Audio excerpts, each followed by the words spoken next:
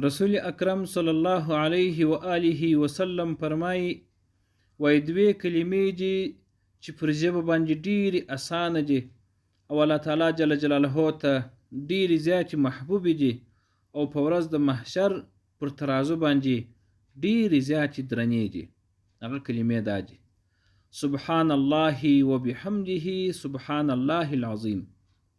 نو دا چې د پیغمبر علیه الصلاة والسلام په وینا باندې دا کلمې الله تعالی جل جلاله ته محبوبې دي، نو راسي په دې کلمو باندې الله تعالی جل جلاله ته ځان نږدې کړو.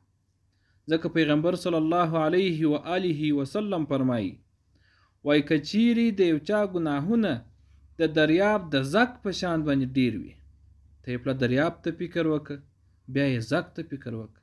دریاب اوس که چیرې دا مځکه موږ او تاسې وویشو، دا ټوله براعظمونه چې د نړۍ دي دا یوه حصه ده او 3 حصې اوبه دي. دا ټوله مخ دا چې دا زک سي او دا د یو انسان ګناه سي، او بیا دی چې شي وایي سبحان الله وبحمده سبحان الله العظیم. دغه کلمه د ورځې 100 ځله ووایي، الله تعالی جل جلاله یې ټوله ګناهونه بخشي. نو کوشش باید وکړو چې هیڅ کله دغه کلمات د ورځې هیر نه کړو. السلام علیکم ورحمت الله وبرکاته.